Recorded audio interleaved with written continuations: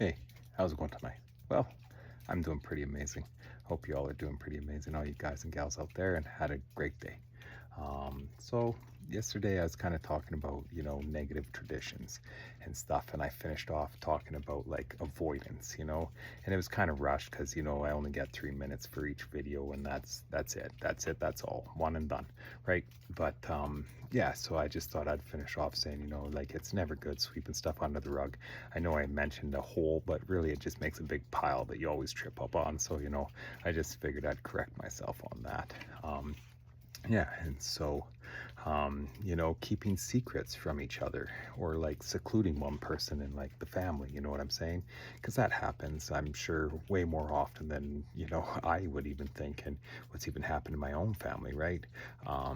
Because yeah, it happens. You'll have a few people that'll kind of make plans, and they're like, oh yeah, well let's not include so and so, right, or whatever. But all that does is it just makes people feel isolated, right? It doesn't make them feel like they're a part of the family and stuff like that. So it's just not really a good thing to pass on. um, where people still like, have issues with like, talking about like mental health.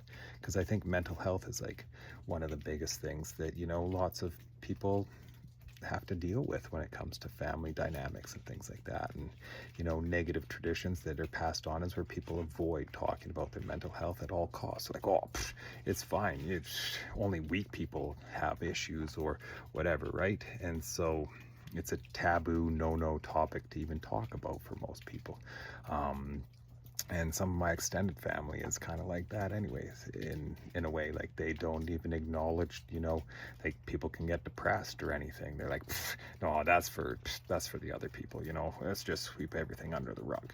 So they kind of go hand in hand, kind of. And then, because um the other one is like, when people continually like enable like unhealthy behaviors. Say like, you've got a family with narcissists, all right? And then you have like the enabler, you have the victim, then you have the perpetrator, okay? In the narcissist wheel is how it kind of goes.